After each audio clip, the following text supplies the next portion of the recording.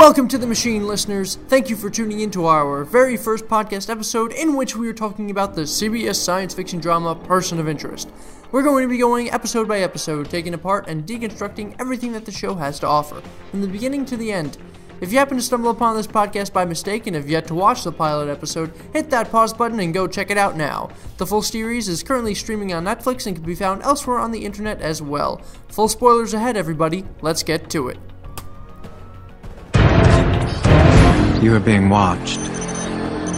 The government has a secret system, a machine that spies on you every hour of every day. I know because I built it. I designed the machine to detect acts of terror, but it sees everything. Violent crimes involving ordinary people, people like you. Crimes the government considered irrelevant. They wouldn't act, so I decided I would. But I needed a partner. Someone with the skills to intervene. Hunted by the authorities. We work in secret. You'll never find us. But victim or perpetrator, if your number's up, we'll find you.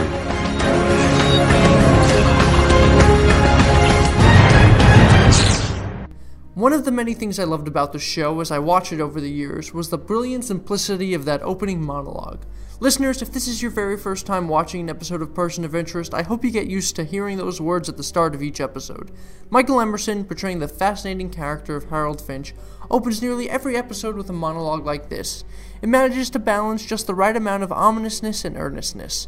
The voice of this man does not instill fear, but rather it draws the listener in, and at the same time it identifies a pretty interesting concept, one that will drive the show for the duration of its 5 seasons. However, I'm getting slightly ahead of myself. After all, that monologue doesn't technically make its first appearance until the second episode of the series anyway, so more on that later. When you find that one person who connects you to the world, you become someone different. Someone better. When that person is taken from you, what do you become then? There we have it, the first lines of dialogue a listener will hear as the first episode gets underway. Damn. From the moment I first heard these words, a chill ran up my spine. Knowing what I know now about the significance of these words and what it all means for Reese as a character, it just makes it all the more painful to hear this.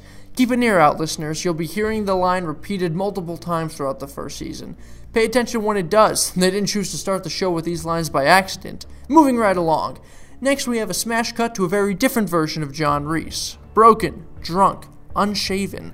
This is one of the many great aspects of the show don't tell that the series utilizes. Just the image of this man on the train is enough to startle us at the very least, and we don't even know he was contemplating suicide at this point. The scene plays out and we are treated to the first of many excellent action sequences on this show. Looking back on it now, John doesn't have a single line in this first scene on the subway, but nonetheless, it is a testament to Jim Caviezel's talent as an actor that we began understanding his character right away. A broken man who is not meant to be pushed. You know, it's funny. Seems like the only time you need a name now is when you're in trouble. So am I in trouble? Here we have another introduction to a very important character, a character who, from her very first scene, already begins turning the wheels of the first season in motion. Detective Joss Carter, wonderfully portrayed by Taraji P. Henson, hits the ground running, doing what she, as a detective, does best. Asking questions. Now, part of what made me fall in love with this show so early on was the fact that I could instantly tell that there was so much more going on than there appeared to be on the surface. However, this show, specifically this pilot episode, does a wonderful job of raising enough questions without answering them all immediately. Here, Carter starts to question Reese's past, something that will be crucial in the show later on. For me, as a longtime fan, this episode is fascinating to look back at in hindsight. If any of you listening out there are Harry Potter fans, it's like going back to the first book and reading the first time that J.K. Rowling introduced Dumbledore. Having made it through the entire series, looking back at the first humble mention of these characters leaves me awestruck, for we now know what came before and what was coming next. For now, however, Carter puts the pieces together just a bit too late, leaving her out on the steps of the precinct empty-handed with her hunt for this mystery man taking form. Don't worry, I'm not going to tell anybody about you. You don't know anything about me. I know exactly everything about you, Mr. Reese. Once again, a case of numerous questions popping up all at once. We are at last introduced to the man behind it all. One of the single most interesting television characters in the last 10 years makes his appearance for the first time here. Harold Finch, that man I mentioned earlier. He is the puppet master, the one responsible for the elaborate, uncontrollable chess game the audience watched play out for 5 years. We are introduced to a very inconclusive first impression of him. He seems to know anything and everything, answering most of the questions that Detective Carter posed earlier in the episode. What is more, though, is that he raises more questions than we as the audience are capable of understanding. And beyond even that is that right now, at this point of the show, the answers do not yet matter. Why is Reese considered dead to the world? We don't know, and we won't know for quite some time. All that matters right now is that they know, and for now, that's more than enough. The stakes are high for both of these men, as this meeting brings a watershed moment for them both. 8 million people. You know what they all have in common? None of them knows what happens next. Someone is murdered in New York City every 18 hours. At the end of the day, one of these people will be gone. Bad things happen to people every day. You can't stop that. What if you could? Whenever I quote this line to someone, I always end it right after that hypothetical question from Finch. Within those few lines of dialogue, I feel lies not only the premise of the show, but also the starting point for each of the two main characters. Finch, a man whose greatest life achievement is a machine designed to detect crime before it happens, seems to be imploring that someone else take action. It's very subtly hinted at in this pilot episode, but it is of extreme importance that Finch has the desire to do this, but not the means. John, on the other hand, begins the show at a place in his life where he is incapable of seeing anything positive coming out of him or the world he involves himself with. And so, as evidenced by his unenthusiastic response and his strong fighting capability, Reese displays the means, but not the desire. It is here that these two men find each other so well at this point in their lives, for each one has what the other one lacks. Now, the coming together won't necessarily be easy, as Reese ignores the case and easily incapacitates some of Finch's men. Now, a bit of a side note about Finch's men, for the life of me, I don't know why they're there. Every time I come back to the pilot, they stick out like a sore thumb because, as you will see throughout the rest of the series, they simply are not there. From a writer's perspective, I'm not sure if they were included in the pilot to make Finch seem more intimidating, serve as a plot device, or if it was simply an element of the character that they decided to drop. Undeniably, there are times in this episode where Finch just seems different than he is in the remainder of the show. Not enough to detract from the episode, but certainly enough to make note of. So if you find yourself growing attached to Finch's mindless cronies, I hate to break it to you, but you're never going to see them again. Moving on, a brief note about the juxtaposition of the flashbacks used in this episode. If this is your first time watching Person of Interest, then you're in for a real treat. In all the television series I found myself watching over the years, I've never seen a show that utilizes flashbacks to convey the narrative as well as this show does. The two timelines run parallel to each other, as we get insight into the two mornings when John Reese woke up to see that his world had fundamentally changed. The first was 9/11. The second was the day after he met Harold Finch. By starting the show's timeline with a second such day, it leaves the door to the past slightly ajar, encouraging the audience to kick it down as the series plays out.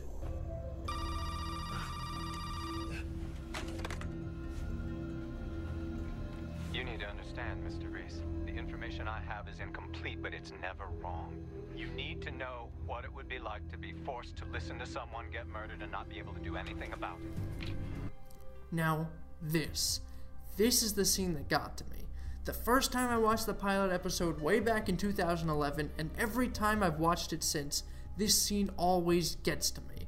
This shocking interaction between these two men, the true revelation of what kind of a person Reese really is, and the knowledge of what Harold has had to endure is all smashed together in this crucial moment that rounds out the first act. Reese, a man we were led to believe had no sense of worth left in his life, does not hesitate for a moment to save a person in need. The tension of watching him break free and slam down the door creates such a rush that it takes a while to come back down once the revelation is made that it was all just a tape recording. Something that gets glanced over, however, and perhaps this becomes clearer as more is revealed about Finch's operation before John showed up, but it's all but certain that Finch actually had to listen to this woman die. That adds tremendous strength and weight to Finch's reaction once John has collapsed on the floor, having successfully broken down the door. He put John in his shoes. Harold had to listen to this woman die, and so too must John, for only then can he truly understand the severity of their task. To add even more to this morbid heap, Finch mentions the death of Jessica, the woman in Reese's flashbacks. How did that happen? How many different times has Finch listened to a person die? That overwhelming board in the library certainly does not help ease the mind. All of the social security numbers, all mapping out to a violent crime. All that Harold had to bear witness to. You need a purpose. More specifically, you need a job. Now, after we see that first title card, the show takes a much-needed breather. Now we start getting into the nuts and bolts of the show, the tracking and the monitoring of the number in question. As we see all of this play out, it's easy to see just how good Harold and John are at what they do. It's so much fun to watch this all over again. The bread and butter structure of the numbers of the week element of the show was in there since day one, and yet it never once felt boring or was growing stale to the viewer. Have I mentioned how much I love this show? See, now, the conflict in this episode between the attorney, her partner, and the man she's prosecuting is fairly rudimentary by this show's standards, but it's the perfect case to go with for a pilot episode. It lends itself well as a means to showcase how Harold and Reese operate, as well as how the audience can expect various twists and turns from all angles. It keeps us constantly on our toes and creates some really excellent tension, never knowing exactly where the danger is going to come from, and that scene where Reese steals those guns from the gang that attacked him earlier on the subway, with the following action playing out exactly as he described it would, priceless. Trade Center in Manhattan. Hey, sweetheart, what's wrong? Jesse, what's wrong? It's New York. I don't know. Something's happened this morning. Is it plane crash? I think it's two planes. Earlier in the podcast, I mentioned how 9/11 was the first morning that changed John Reese's life, and as these flashbacks continue throughout the episode, we see hints of what was happening in his world at that time.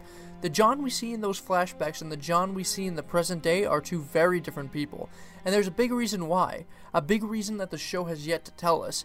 It strikes a very personal chord with the audience as we are led to sympathize with his character, with the recognition that this day was a day that changed everything for a lot of people. It's a symbolic unifier between the two men that we later find out that this day served as a catalyst for Finch as well. After the attacks, the government gave itself the power to read every email, listen to every cell phone. But they needed something that could sort through it all. Something that could pick the terrorists out of the general population before they could act. The public wanted to be protected. They just didn't want to know how they were being protected. So when they finally got a system that worked, they kept it secret. So how do you know about it? I built it. In the pilot episode of any television show, there's a huge concept to conquer, and that is world building. It's the idea that, when being introduced to a show in which not everything is the way it is in the real world, the creators need to establish a common ground with the audience in order to move forward. And so, in an episode loaded with character introductions and plot explanations, this is undoubtedly the most important segment to pay attention to. The attack sprung Finch into action, determined to create a means of protecting the people even if the creation wound up being an infringement of civil liberties. There are so many hints dropped in here about both the past and the future for these characters. The distinction between relevant numbers that pose a national threat and irrelevant numbers that have minimal yet violent outcomes is a very important concept to understand. The fact that Harold originally had the machine delete the list is important as well. The fact that it was all government mandated is extremely vital to the direction that the show goes in the future. Everything in this scene from the park matters. It's the first insight we get from Harold about his past, and it answers virtually none of the questions it raises. We now know how a lot of things happen, but we certainly do not yet know why. Patience, viewers. All the answers come in time. Yeah, I'm considering sticking around New York for a while. If I do, I'm gonna need someone on the inside. And you might come in handy. So I'm working for you now, huh? And at last, the final character introduction of the episode. I must say it's surprising to see how little screen time Fusco has in the pilot episode when I consider just what a major player he'll become later on. He's got one hell of a character arc, one of my personal favorites. Keep an eye on him. This crooked cop is his starting point, and it is very interesting to see where he ends up. Also, take a listen to see what Reese is saying about him during their drive out to Oyster Bay. He may be onto something. Apart from that, Fusco is a part of this whole crooked police unit, a plot point that will have much greater relevance as the show goes on. I love how the show introduced this whole scheme so early on. They were always planting seeds. And getting back to the number of the week, Diane Hansen, what a nice twist they do with her. Such a great example to establish early on that no matter how sweet and innocent a person may appear, they truly never know who the victim is and who the perpetrator is. I'm gonna kill your family. And all your friends. I don't have any friends. I don't have any family left either. I went around the world looking for bad guys. But there were plenty of you right here all along. What a way to wrap things up in this Mexican standoff-like showdown between Reese and Stills. Reese is a brutally honest character, and in him you can see a bit of a hero complex. He's dedicated the majority of his life to helping and protecting people. With this line, he truly accepts this new purpose Harold has given him. After spending so much time hunting enemies down across the globe, he's ready to take on whatever the machine and his mysterious new employer will throw his way. Also, a side note. Detective Stills? Remember that name. Don't get me wrong, he's very much dead enough to be buried by Fusco out in Oyster Bay, but just remember his name. It'll come up plenty of times. And one final thing on Fusco, note his reaction after he learns about Stills. It's a very subtle thing, but it's very meaningful to his character.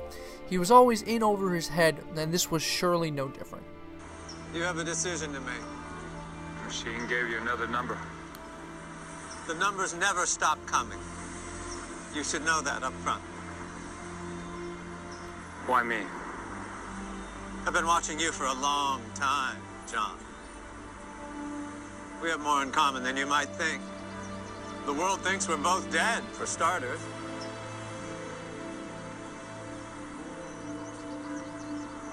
You programmed the machine to delete those irrelevant numbers. Now you're trying to save them. What changed your mind? Let's just say you're not the only one that's lost someone. As the episode is drawing to a close, a proposition is made, as the two men decide whether or not they still intend to work together moving forward. Two things are important to note here that starts to show an evolving relationship between Finch and John. The first is the fact that they share so much in common. More and more will be revealed to the audience about this as time goes on. The reason why they're both dead, the person Harold lost, it's all in the series somewhere. The second important thing to note is that Harold is actually answering Reese's questions, and when you're as private a person as Harold Finch, that is tremendously important. Sooner or later, both of us will probably wind up dead. Actually dead this time. I said I'd tell you the truth. Didn't say you'd like it. Ah, the riskiest line of the episode. What a note to end on. Any show that has the guts to declare a death sentence on both of their main characters before the first episode has even reached a conclusion is one to be taken seriously. That is a strong point to make, and the creators felt it was necessary. For the direction the show is headed, it is very important to note that this death sentence is permanently hanging over our heroes' heads. The sentence has been made. The question is, will it be carried out? And that is all I have for you folks on this pilot episode. I hope you're falling in love with the show just as much as I did when I first watched, and I hope you're enjoying listening to this podcast along with it. Thanks for tuning in, and be sure to come back next time for episode 2, where we see the team take form a bit more on their next case of the week, in addition to getting a bit of insight into the enigma of Harold Finch and this machine he brought into existence. Thanks again, everyone, and remember, you are being watched.